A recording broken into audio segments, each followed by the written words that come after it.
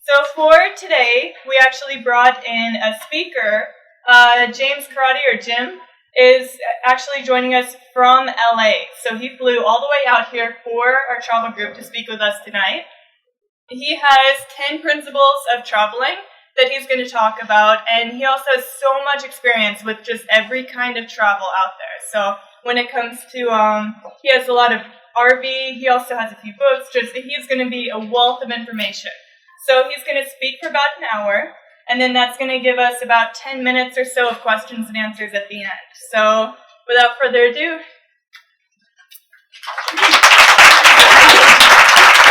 Thank you so much.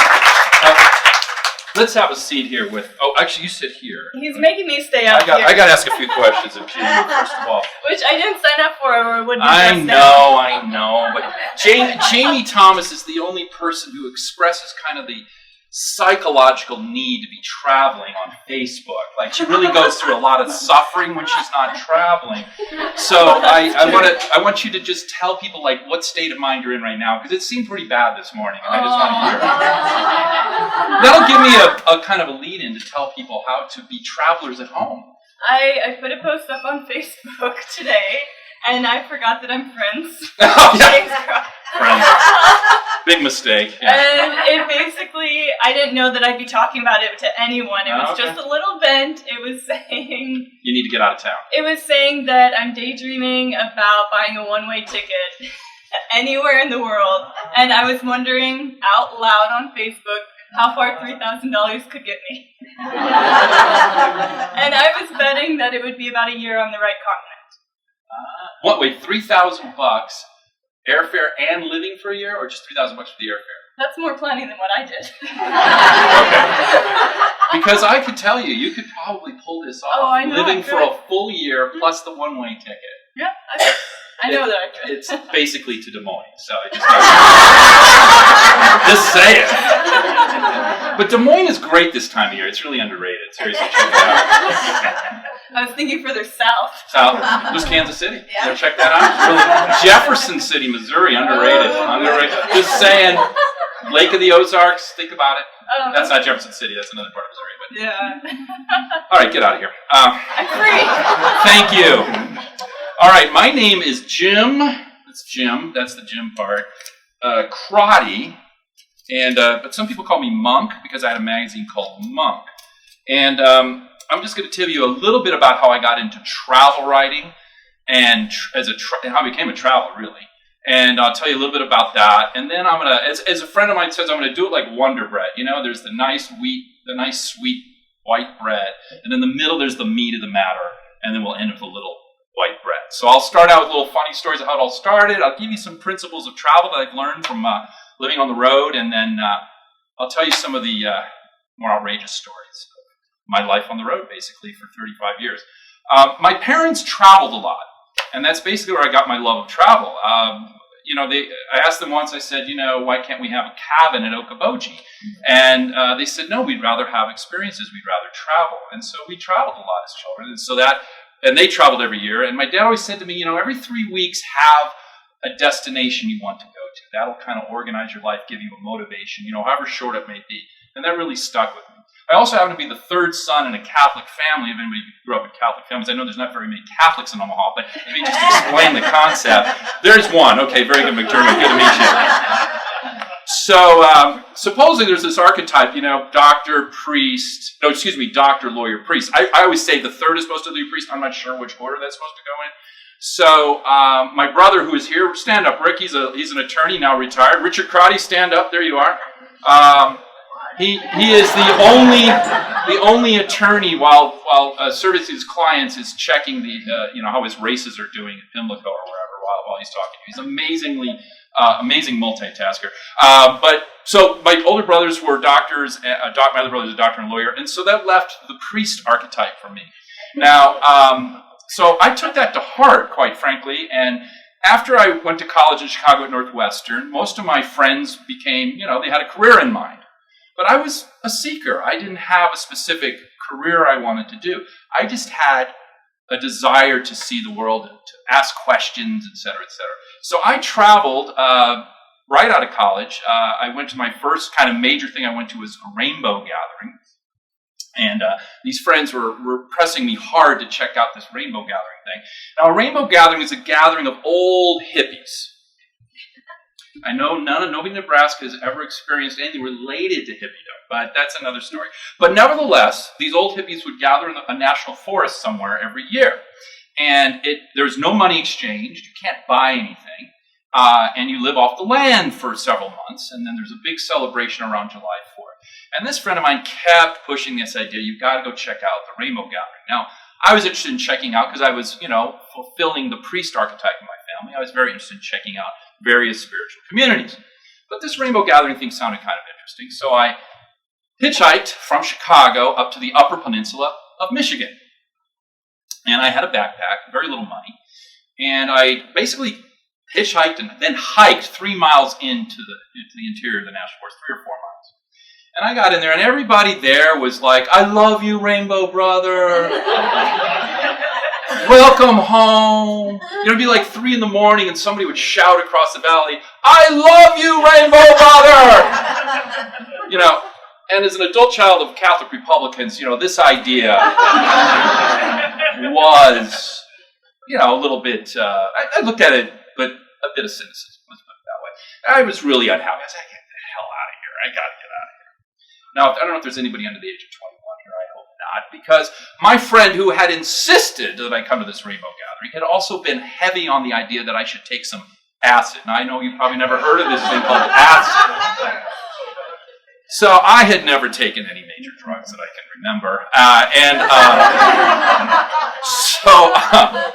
So there I was, really in judgment of my rainbow brothers and sisters. And I just wanted to leave. Just get me the heck out of here.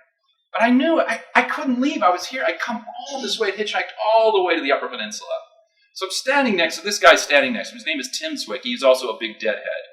And I said to Tim, all right, give me some acid. So I took some acid. Within about 30 seconds, my clothes were off. I was dancing with the Rainbow Brothers and Sisters. I was on my way. And through the whole trip, so like an hour into it, I'm dancing crazy. I go, where's my backpack?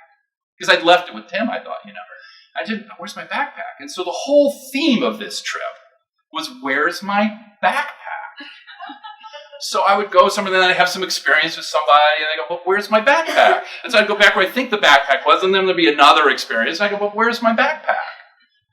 So like 10 hours later, I've come down from my first time taking acid, and the Hare Krishnas are there. The Hare Krishnas are always there after you come down. That's how they recruit. You've just had this great experience, and then the Hare Krishnas are there with free food. So yeah, I'll sign up, So the Hare Krishnas were serving food, and sure enough, Tim Zwicky is there, and there's like 10,000 people at this rainbow gathering, and there's Tim Zwicky in the line waiting for the food from the Hare Krishnas. And he goes, hey man, here's your backpack. And I tell you, that became kind of a metaphor for how I traveled ever since. So after that, I ended up hitchhiking some more, visiting various intentional communities, as they were called back then. We used to call them communes, but then the term became in the 80s. This is like 83 to be called intentional communities. So I visited a lot of interesting places. There's a East Wind Farm you heard of that in Missouri. There was a community outside of Madison that was founded by the folks who created Findhorn. I don't know if you've ever heard of Findhorn in northern Scotland. These were the folks that talked to the spirits and the plants and got them to grow really large with no nutrients in the soil. So that was their whole trip. So I visited the Findhorn people. Visited various Benedictine monasteries throughout the Midwest. And Quaker, you name it. I visited Tibetan Buddhist, the biggest Tibetan Buddhist monastery in Woodstock. And so it was there I said, this whole Tibetan Buddhist thing is kind of interesting, but it kind of reminds me of a Catholic upbringing because there's all these deities and prayers. It was very freaky. And I said, I need something really simple. So I went next door and I found this Zen Buddhist place, and I became kind of a Zen monk. Now, before I became a Zen monk, it's important to know that people used to tell me, aren't you worried about hitchhiking all over America, in 1983? I said, no, I'm not worried at all, I'm sure, it'll be fine, Now, one time after the Rainbow Gathering, I had come back to Omaha, and I had picked up a really bad case of some intestinal creature that I think plagues me to this day. And so I was here, and my dad was very cool about this, because he was a farm boy from South Dakota. He'd worked 5 jobs, very poor, grew up in the Great Depression, worked very hard, became a doctor. Some of you have been to my doctor, my dad, late father, who was a dermatologist, Dr. Crotty. Does that ring a bell to anybody? Yeah. He was a dermatologist in this town for many years. My brother ended up being a dermatologist. So my dad actually was really cool about this journeying thing, right? And so one time he took me on he said, I'm trying to get to this food stand in Springfield, Illinois. And I'll get to more of these stories later, but I'll just tell you one little story. It's kind of fun. And he got me as far as Des Moines. And I was very pure about this. I don't want any money, Dad. Don't give me any money. But I think he slipped me like a $20 bill. So I had $20 in my pocket. And I had my backpack. And I hitchhiked as far as St. Louis. But I got to St. Louis about, 8 o'clock at night. And it was just, when you're hitchhiking, has anybody here hitchhiked? Has anybody ever done this? Like, it's a crazy thing to do, right? I've done it a lot. So there I am in St. Louis, and I can't get a ride. And so it's about 2 hours later, I said, I'm just going to go sleep in the park, which is right near the Arch, as you know, the St. Louis Arch, right? And 2 in the morning, cops come. And they say, we can't sleep in the park. We need to leave. But I had no money. So I decided to just go back to the intersection where I was, and I started to stop cars. Now, at 2 in the morning, the bars were getting out in St. Louis. And I said, all I really need, man, is just get me over this bridge, and I, get over to the other highway. I forget what it was, and I'll get the ride to Springfield, where I was going to work at a thing called Fred's Food Stand, one of these intentional communities. Fred's Food Stand were a bunch of vegan farmers who served pork chops once a year to the farmers at the Illinois State Fair.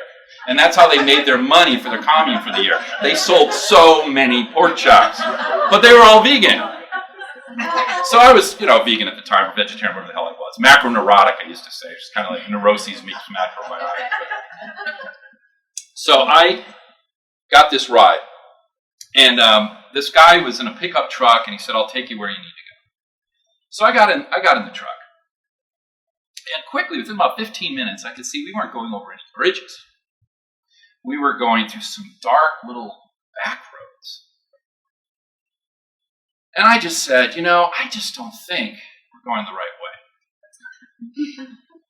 And he pulls the truck off to the side of the road, and he quickly comes to the other side, opens the door, opens the glove compartment, takes something out. I can't even see what he did. Comes to his side of the car, gets in, points the gun right at my head. And he says, get the F out of my truck. And of course, I was happy to do so. And so I got out of the truck. And then he shoots the bullets into the air. He's cursing me, trying to scare me. Now, what am I supposed to do? I'm in the middle of nowhere. I got $20 maybe that my dad gave me. I'm still unsure. I got a little backpack. That's it, And I'm trying to get to Fred's Food Stand. And so I decided to just keep walking down the road. And within a mile, I come to this little, roadside grocery store thing, right? Small town grocery store.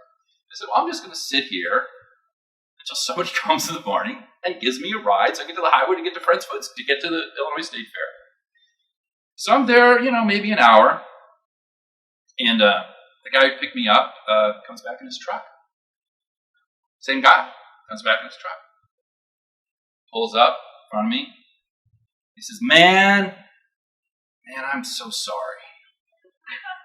I was going to kill myself tonight. See this shotgun? I didn't see the shotgun when I got in the car. Man, I'm putting that in the back of the cab, man. And I want to take you where you need to go.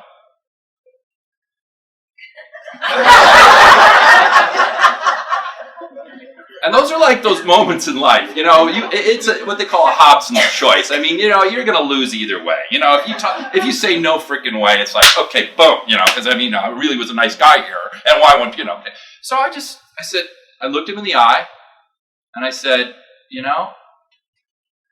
I believe you.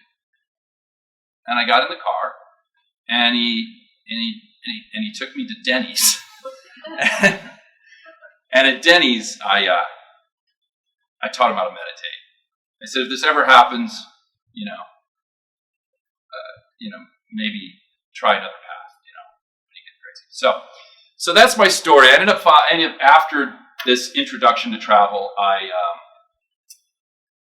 started a magazine. This all led to after a 90-day Zen retreat in Providence, outside of Providence, Rhode Island. Where, believe it or not, Jim Crotty could not talk for 90 days. This is an amazing thing, truly amazing. You can't when you do a Zen Buddhist retreat, especially in this Korean school, it's called Kilche, which means hard training.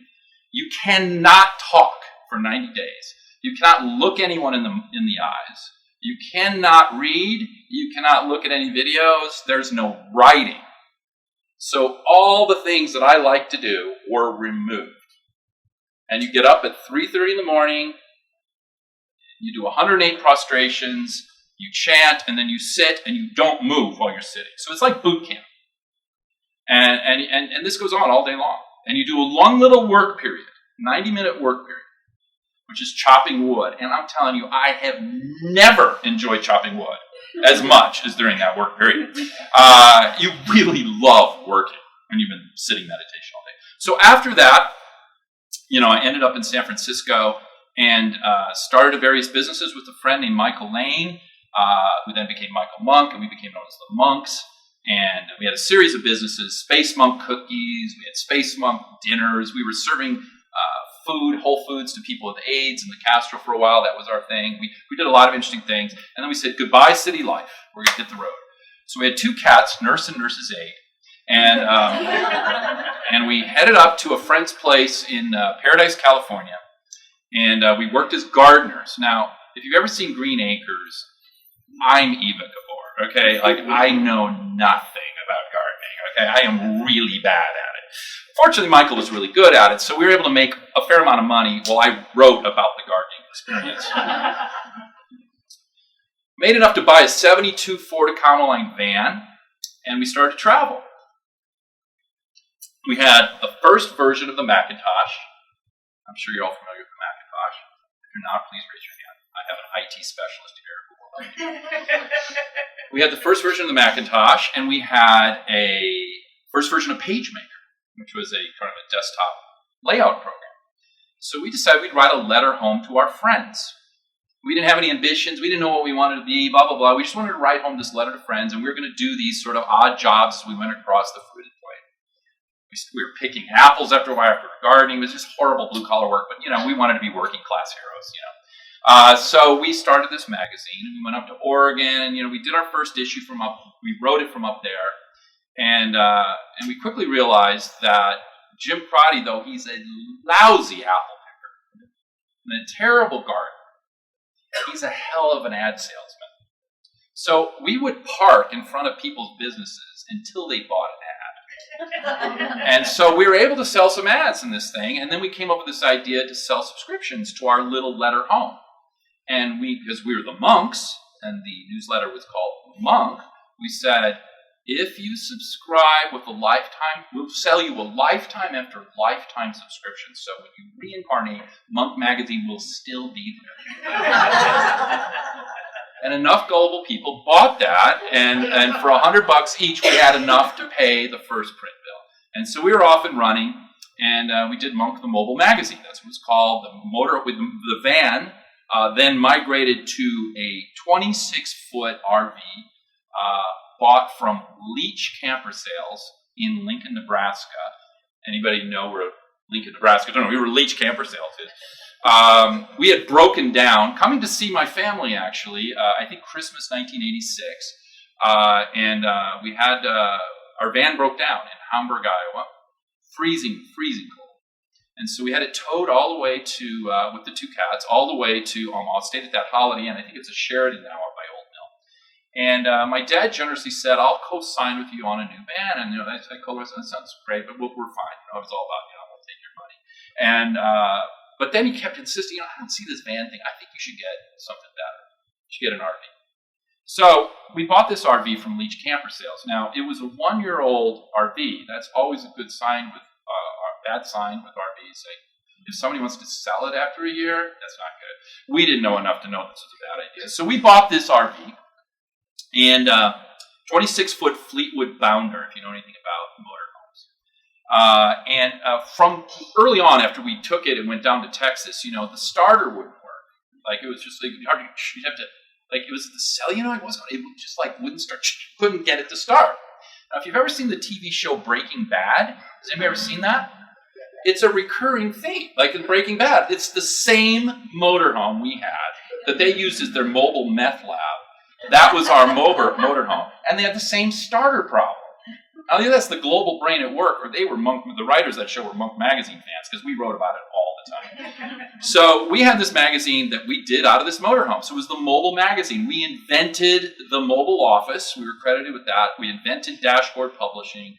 We actually did a whole national magazine out of a motorhome. We laid it out. At first in the van, we would lay it out on the back bed, and then we would take it to Kinko's, and then from Kinko's to the printer. And then things got a little more sophisticated, but still, we would always drive the boards, as they're called, to the printer and wait until it was done. And then they would be shipped to some of our distributors, but we'd take a bunch and put them in the RV. And we actually ran an entire business, and we figured out how to run a business from the road. We had no home. And we would have a mailbox, etc.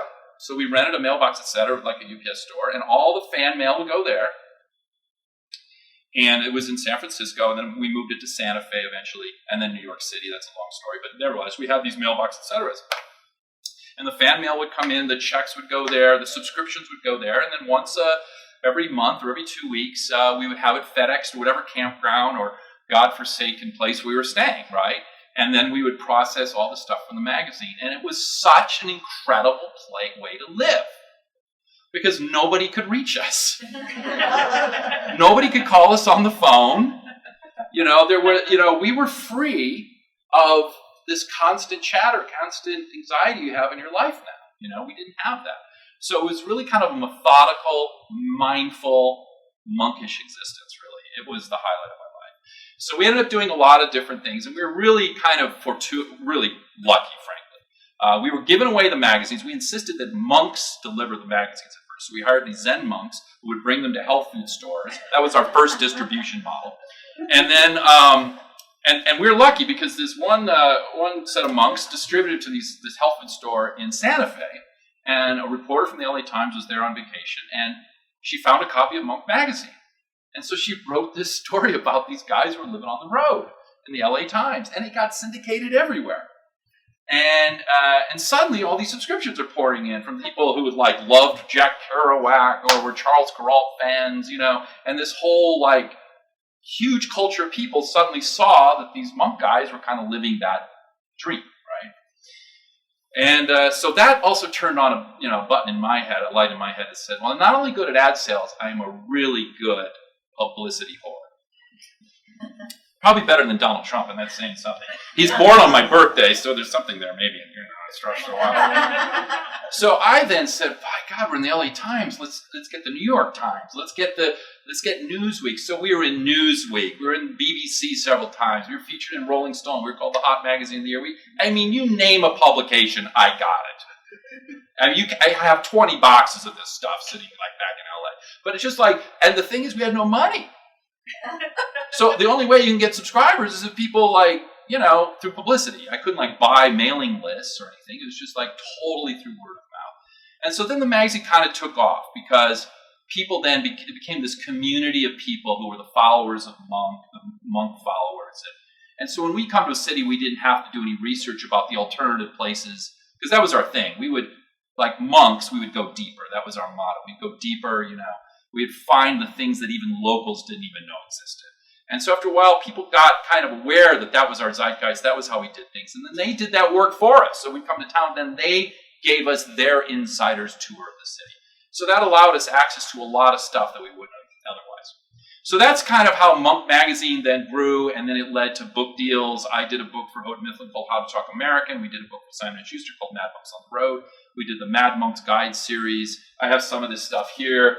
These are like, this is the guidebook. These are, you can come up and look at these afterwards. And so we kind of hit a crescendo with the Seattle issue of Monk, with Kurt Cobain of Nirvana.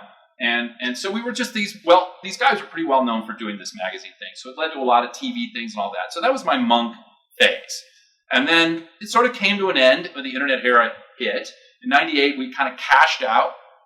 We were the only content providers at all for Playboy.com of all things, which is just really strange. But considering that we were interviewing, drag queens and transvestites half the time, but that's another story. But, and actually they had to sit us down at Playboy headquarters at one time after they hired us because they were desperate for content. We'd done this guidebook to New York City. And they said, gentlemen, you got to understand, here's the Playboy model. And I've forgotten the first principle, but it comes down to whatever the first one is, high style, that is, nice stuff, bachelor pad with all the groovy accoutrement, right? And you can get the girl. And, we were like, you could get the girl who used to be a boy, that sort of thing. It just was like Caitlyn Jenner before even, So we were really, not very Playboy. But they paid us, thank God, and we paid off a lot of our debts for 2 years. And then I took off, went to St. John's College, did this whole detour for 15 years, got into helping inner city kids in debate, blah, blah, blah. Made a movie, Karate's Kids. We can talk about it another time. And now I'm getting back into travel again. So that's kind of the full backstory. And as I do, I want to tell you some of the sort of the meat of the matter. That was the Wonder Bread, the top of the Wonder Bread. Now we're going to get into the meat of the matter. These are some of the things I just kind of jotted down today that I think is the Monk way to travel. It is kind of different than I think most people think of travel, but it's kind of how I travel and how my fellow monk traveled, and it's kind of how the followers of Monk magazine travel or thought about travel and culture. The two are very intertwined. So I just have a couple principles, 10 actually, not a couple, but I'll just riff on these for a little bit. Where I'm at on time, halfway through here? Okay. So the first one is be a traveler, not a tourist. Now, what's the difference? Well, a traveler, in my view, and I'm not saying any other view of travel is wrong, okay? I also love to go on the normal tour guide, double-decker bus thing as much as the next person, right? I love to go on a cruise and all of that. But if you want to have the Monk approach to travel as transformation. You go to a place, and how does it change you inside?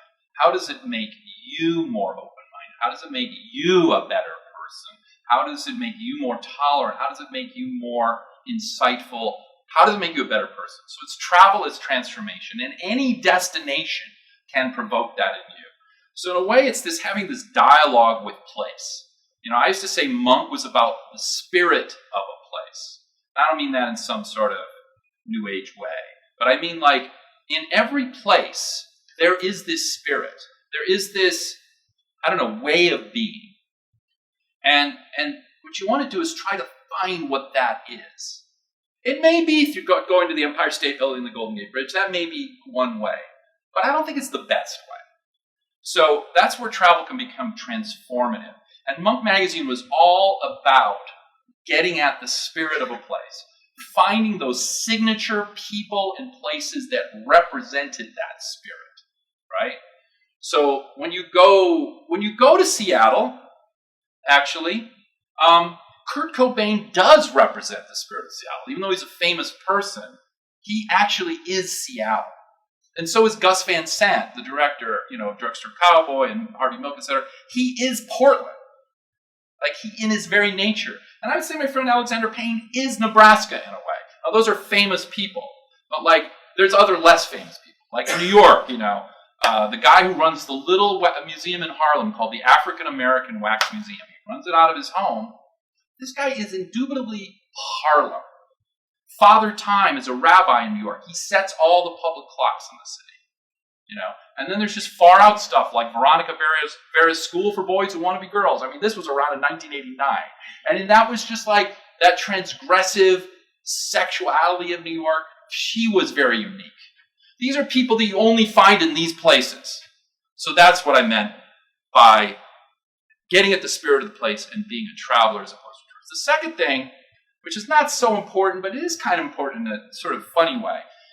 It's the tourist shop, not the tourist attraction. Now you think, well, what the hell? That's totally not what you think, right? Like the Grand Canyon. I mean, it's fantastic to go to the Grand Canyon. But have you ever seen the Grand Canyon tourist shop? That thing's trippy, right? It's got all kinds of weird stuff. So sometimes it's not what you think it is. It's this thing right next to it that is really interesting and not what you think might be the interesting thing in that area. For example, I noticed this in Pompeii, when I went with my family on this trip. Pompeii was great. What I thought was really interesting was this bad Italian restaurant not far from Pompeii. And to me, that told me more about that area than the tourist thing, which is great, Pompeii. But this bad Italian restaurant with this Italian kind of toilet that I'd never seen before, that's what I remember from my trip to Pompeii. So sometimes it's the tourist shop and not the tourist attraction.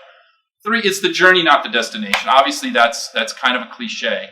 But, as a good friend of mine who's here tonight, the folks from Adventure Studios, you guys should stand up. Come on, Brian, don't fall asleep. Brian and Kathy are here. They're the best web development firm in the city. Adventure Studios, if you need web development design, these guys are unbelievably creative. And I was talking with Brian last night, and, it's true. It reminded me of this very important point, which is, people loved our guides to cities, all these weird alternative things you could do in a city that you never knew existed, right? But what they really loved was the backstory, like how we broke down. Like the motorhome would always break down, right? So we broke down, and we'd have flat tires and all this stuff. And I remember just one little example. We broke down in Arkansas one time, in the middle of nowhere. And we didn't have any money. We often didn't have any money. Like to survive, I had to sit at payphones. This is pre-mobile phone. Literally sit at a bank of payphones calling ad agencies in New York. And the thing about it is we became so well known that they would take the call because we weren't accessible. But anyway, I would sit at these payphones and sell them Absolute Vodka and Grand Marnier and Bombay Gin and big record companies and everything. And then I'd get the return call from the other payphone.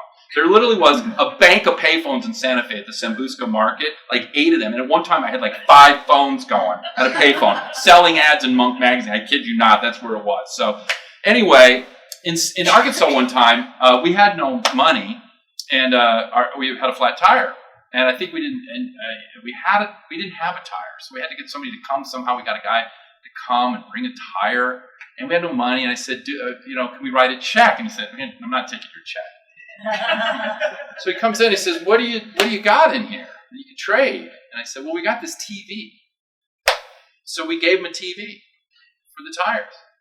And we traveled from like 1988 to 1998 without a TV. I can't tell you anything that was on TV for those 10 years.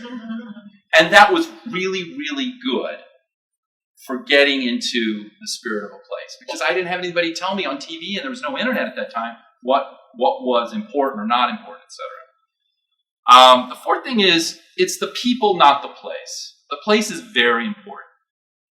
But the thing that really marked Monk Magazine as unique was we always interviewed these quintessential people, these people you would never, ever, hear about. I've mentioned a few already.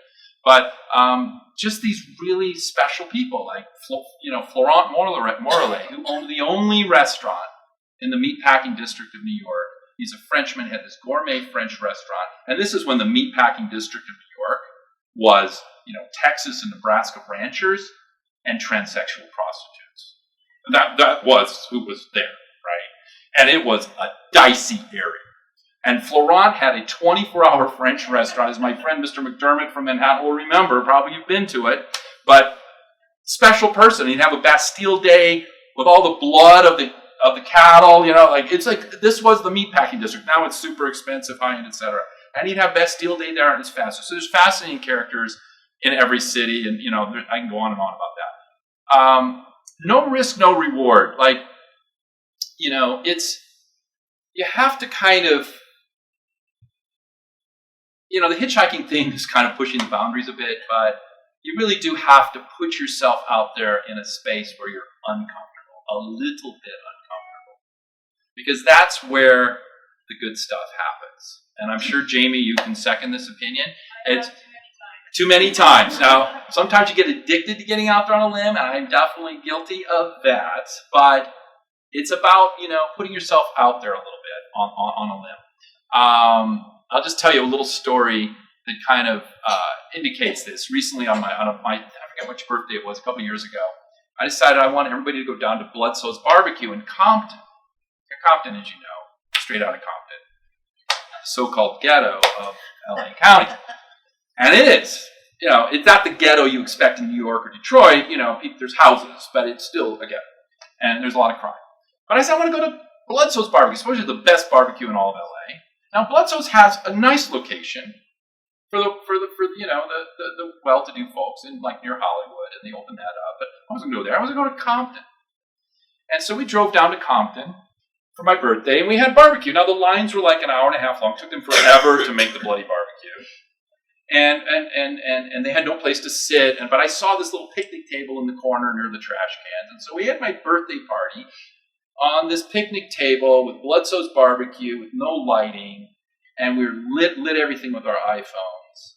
And there's gunshots in the background. And it's like, this is the best birthday I've had in a long time.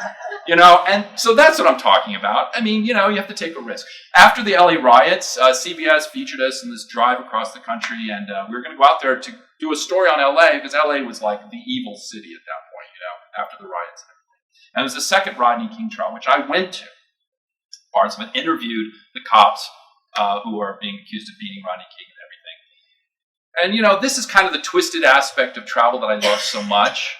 Yes, there's a lot of very interesting things to do in LA, and there's great museums to go to. But one of my favorite was the LA Police Academy gift shop, where you can buy a riot commemorative mug, and you can go to the shooting range, the LA Police Academy shooting range. So it's kind of this, look inside the police world that the LA Police Academy offers the public. Ugly is beautiful is my sixth point. And what I mean by that is I have a particular fascination for industrial wastelands. I love to travel to places that have been desecrated. There's a sort of I call it, the sensibility I call it, is kind of faded empire. I love things crumbling. And so in Monk and elsewhere, I'd love to ruins obviously in Rome, etc. That's kind of one aspect of it. But America has so much of this faded empire. It's fantastic. There used to be this place in Seattle called, I think it's still there, I've been in a while, called Gas House Park. It's an old, I think it's an old coal plant, I can't think, but it's all this rusted metal and stuff in this park, and I'm sure it's totally toxic underneath, and they have concerts there. I loved going to the big landfill in Staten Island. That is the trippiest place I have ever seen. I love going in the middle of the California desert. It continues to blow me away, the California desert. There's so many weird people living in the middle of the desert. I don't know how they're doing it, but they are, and it's very strange. And my guidebook, Bad Monk's Guide to California, talks about that a lot. One time I went to Burning Man. I interviewed Larry Harvey, who's the founder of Burning Man, in '91. Has anybody here heard of Burning Man? By this point, you probably all should have heard of Burning Man, right? So it's a big celebration in the middle of northern. And where am I at on time? I still have a few more minutes. 20? Yeah. Okay. So Burning Man, I interviewed him, Larry, in 91, 92, when Burning Man was 1,500 people. And the thing that really struck me about Burning Man was this ethos of no traces. And so they would literally have all these freaks in the middle of the desert building this crazy art, these crazy performance things they would do. And then you couldn't find that there was an event there 2 weeks later. There were no traces that they had been there. And I think that's important. But also I'm off topic actually. So back to Ugly is Beautiful. I'm sorry, I'm getting old. The thing about the desert, though, when I was out there, was just that Larry taught me, and a lot of other people who did things in the desert taught me, is, these towns you can find in the middle of the desert that their whole function, they're old mining towns and they've been abandoned. I like that. Like, people used to live here, or they're like, there's these ideas. People have these crazy schemes when it comes to the desert. Like, I'm going to build this town that has no water, and people are going to pay a lot of money, and it's going to be the new Palm Springs, right? And that occurs a lot in California. And then you drive up there and you go, there's like these, I forget the name of it, but there's like rows and rows of houses that are empty. The town is like a paid place. There's nobody living there. But it's just some dream somebody had. And that's kind of a trippy aspect of it. So maybe the word isn't right, ugly, but I love sort of decay as a beautiful thing. The seventh thing is, you want to talk, as a travel writer, and maybe as a tourist, but as a traveler, I always like to, when I'm talking about a standard tourist attraction, I always want to talk about the thing that is the thing that they want to hide. What is the thing they don't want to tell you? So what do you think is the thing they don't want to tell you about the Golden Gate Bridge? Anybody have an idea? There's over 1,000 people who jumped off it and died. They don't want to tell you that. So we would talk about that. And we would tell their stories and why and who are they and everything. So that's just an example of trying to find that other thing that it's beneath the surface, that is not being talked about. This is very important to me. 8, keep a beginner's mind. I got this idea. This is not my original idea, but it comes from a Zen teacher called Suzuki Roshi, who wrote the book Zen Mind, Beginner's Mind. And his line was always, in the expert's mind, there are few options. In the beginner's mind, there are infinite options. So if you come into a place, even if you're very familiar with it, even if it's your hometown, approaching it with a beginner's mind as if you've never seen it before will open it up to you in ways you've never known possible.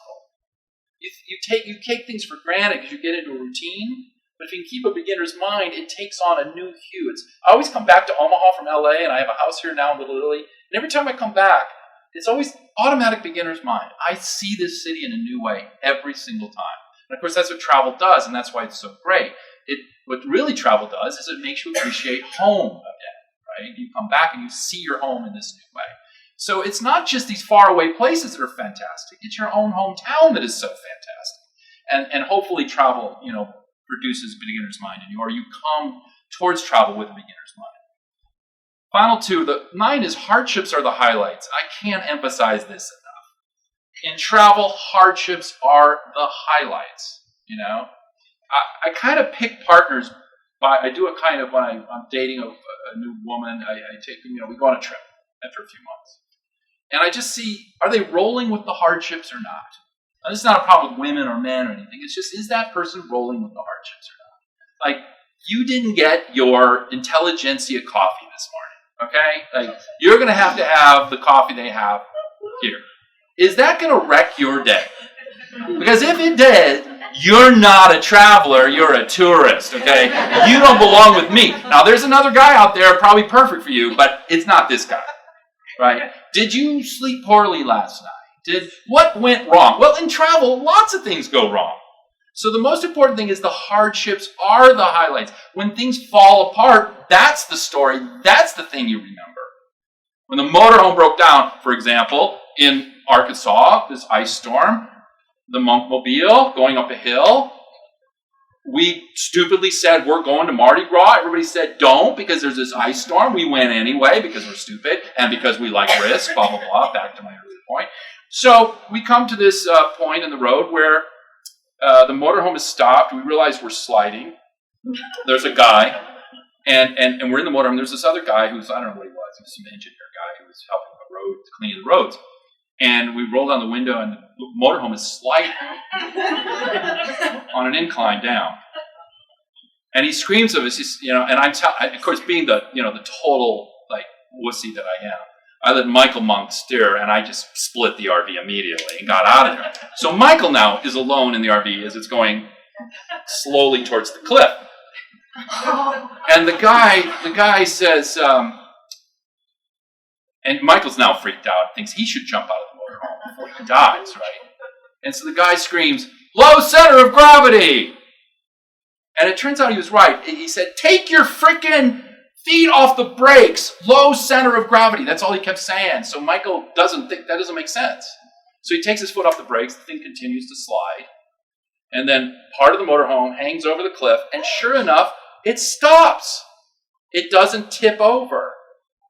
And Michael's able to crawl out through the side windows, and sure enough, out of nowhere, like this team of church kids shows up, like 6 kids in a van with shovels and chains, and they pull the monkmobile out of there. But the hardships are the highlights, that we survived, right? Finally, actually I already talked about this, so leave no traces. So I'm going to end with a few stories, but I don't want to talk all the time. So if there's any immediate questions right now, I'll answer them, and then I'll end with a few stories. So we can ask more questions. Any questions this far? Yeah. Yeah, I did. The ones in Schuyler were German, and a great German beer and food. I loved doing the hours with the Benedictines. Quite sincerely, I thought the whole schedule of the Benedictine lifestyle was great. I also loved Trappist monasteries. I went to one in New Mellery, Iowa, which I particularly liked. I do think there's a lot of closet cases in monasteries who would routinely hit on this cute little thin boy, and nothing against that, but I just thought, maybe that's not the place you need to be. But that's the only, and that's not bad or good. I'm just saying that was my reality. That was what I experienced. But I thought they were beautiful experiences. It just, in the end, wasn't my calling. But really, really did gain from it. Definitely. Richard Crotty, yes. Can you tell us all? I know that's not there. If I can remember, I've interviewed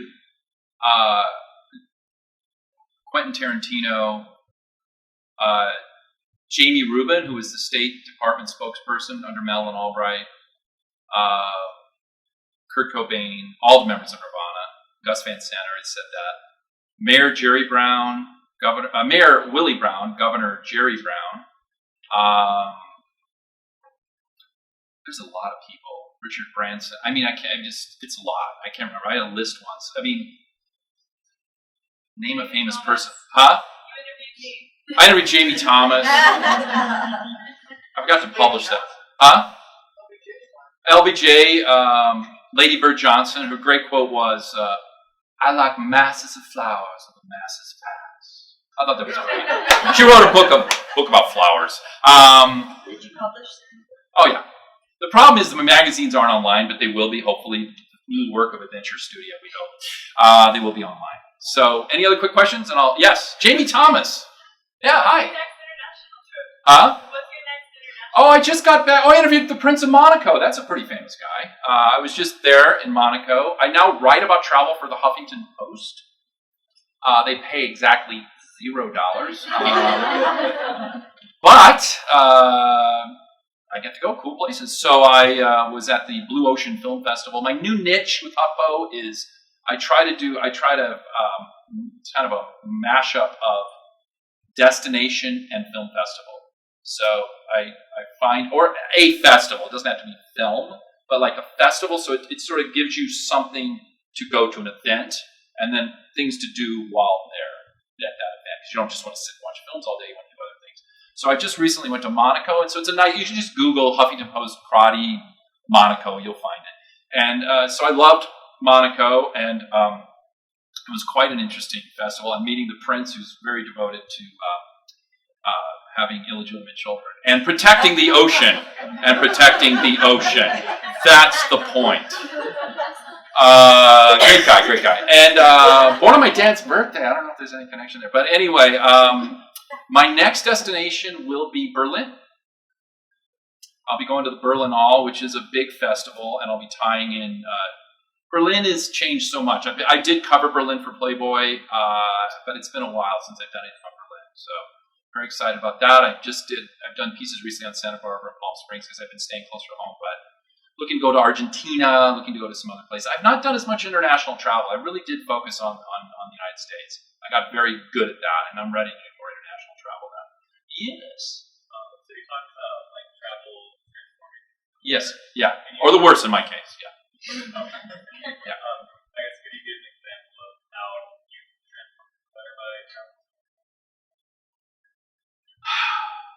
Well, I guess this is a good segue. I hope this isn't too racy. We hit New York in the Monkmobile in 1989. Now, New York was the Wild West on steroids at that point. I don't know if you guys remember this, but Giuliani hadn't been elected, and the city was nuts, okay? We pulled the motorhome in, and the first night we parked it in 42nd Street at some sort of parking lot there, and the next day it was stripped clean of everything. It was just gone, right? How did this happen? There's the barbed wire! But they just came through and stole everything, right? This became so common that we just put a sign that says nothing valuable inside, you know. That was very common in Europe. You just put a sign, there's nothing valuable, there's no stereo, nothing. That was a lie. We did have a lot in there, but we just lied, you know. So that didn't work, obviously. So after a while, for a few months, it was an incredible time. Spy magazine was at its peak. It was just this. Magazines were cool. You know, this is pre-internet, and so we were a cool magazine. There was Spy, and there was all these other magazines. It was just a fantastic time to be doing a magazine, especially one out of a motorhome. And so, you know, we had a lot of press, a lot of fun, crazy things happening all the time beyond the break-ins. And this woman who was a fan of the magazine, her original name is Ellen Steinberg, but she went by the name of Annie Sprinkle, which was her porn star name. Everybody has a porn star name, by the way. It's the name of the street we were born on plus your middle name. So I'm Beverly Marshall or Marshall Beverly. How it's supposed to. But Marshall Beverly does sound like a porn star name. But anyway, so Annie Sprinkle said, you can stay at my house. Now, we were kind of like, after these experiences being broken into, et cetera, we said, this sounds like a good idea. And so this kind of changed me in a very profound and twisted, weird way. We didn't know who this woman was, and it turns out we were staying at like ground zero for avant-garde sexuality in New York City. We didn't know this. So Michael always tells a story like we woke up one morning and opened the cupboard and there was a dude sleeping in there.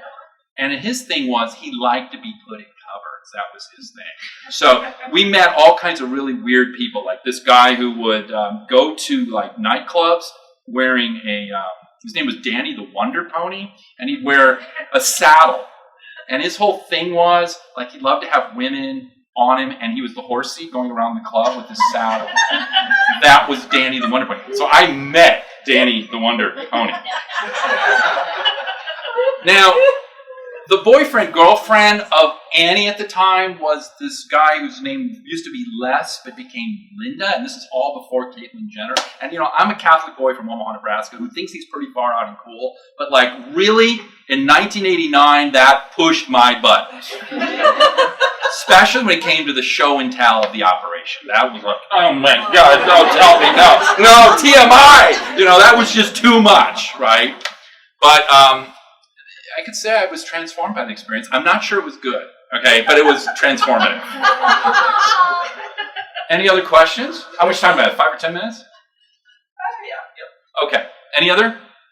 I'm going to end with a couple stories I think are pretty, I think they reveal the kind of things I've talked about and are some of my favorite experiences of life on the road.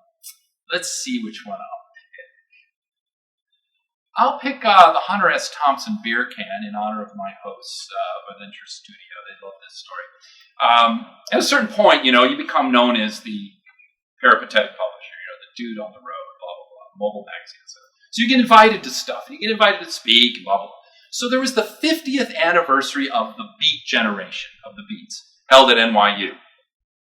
And Allen Ginsberg was there, and all the big, you know, heavyweights of the Beat generation were there. And of course, they invited Hunter S. Thompson. Now, we were on the big final concluding panel.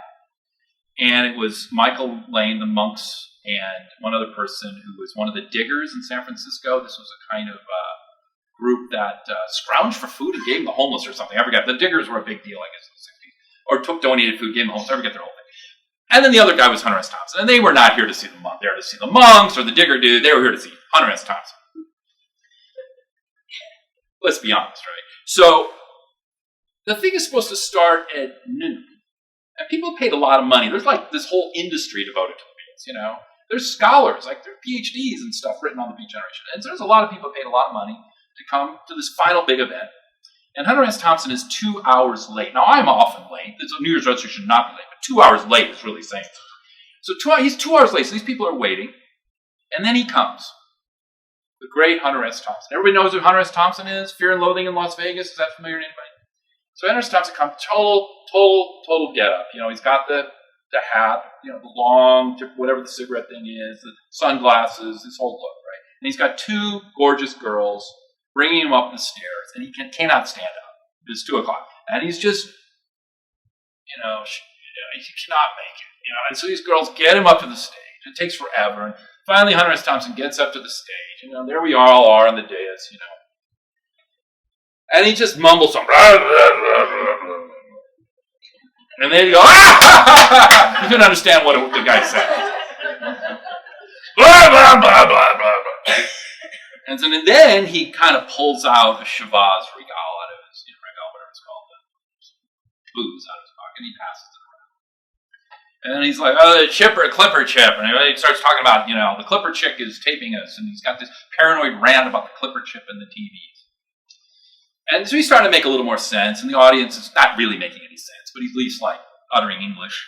And then he pulls out, a pipe, and he blows it with some weed, and he passes the weed pipe around at this place of higher learning, and literally higher learning at that point. And so he's passing it around, and then he's goes on his Hunter S. Thompson show, rant, and tells about the legacy of the Beats and blah, blah, blah. And that was the theme of it. So he leaves. Who knows where he goes? And then we have the big dinner. Allen Ginsberg and all these other great writers, Michael McClure, blah blah blah. The daughter of Jack Kerouac is there. A lot of these luminaries from the Beat generation. We have this big dinner, and towards the end of the dinner, 9 o'clock, whatever. There's Hunter S. Thompson. He shows up suddenly. He's totally screwed up even more, but he's walking around, and I see him, and he sees me, and we look at each other across the room, and he goes, here, and he throws me this can of Schlitz beer. So I had this can of Schlitz beer with me. And of course, for someone like me, this is like a sacred object at this point, right? And then we take a picture with him, and he accurately says to me, because I asked him to pose with this, he goes, "You have no shame." It's just he read me totally, because that is true. And so then, the Hunter S. Thompson thing ends, and then the Monkmobile goes back to we go back to Arkansas at one point. And Michael Lane has a drunk relative who was staying there, a cousin of his stepdad. And of course, we kept the Schlitz can from Hunter S. Thompson in a very sacred spot in the Monkmobile where we thought nobody would find it. And so one day we woke up and we go out, and this guy had drank a Schlitz beer from Hunter S. Thompson. The sacred beer from Hunter S. Thompson. And the last story I'll tell you is about Kurt Cobain. Everybody knows Kurt Cobain and Nirvana. This actually is quite interesting for me because we kind of hitch. I always like to joke to my friends. I said the monks and our real function. We had so much time to talk about life and everything while traveling on the road, living on the road in a motorhome with 2 cats. So there was a third cat, by the way. Her name was Her Holiness the Great Dalai Lama. Right? She's a cross between Dolly Parton and the Dalai Lama. She's huge. She's Dolly Parton and the Dalai Lama. Very spiritual, very spiritual. So we had a lot of time to talk, and at one point we said, what are we doing? What is it we really are doing? What is this? Because we always had this question: what happened? We really felt like we were answering that question. What happened to America? Where did the community go? Where did the sense of authenticity go? What happened? And that's kind of what we were doing as monks, as travelers, finding the remnants of the real America, right? That was still there beneath the surface. And so at one point I said to Michael, I said, what we really are? We're undertakers. We're undertakers. We get to a place and we do the autopsy. We figure out what happened to this place during this period. And then we tell the world. This is what it was, right? Because you can't be there. You can't be a travel writer and always hit the magic moment of each place. You know, you're always going to come just a little bit late.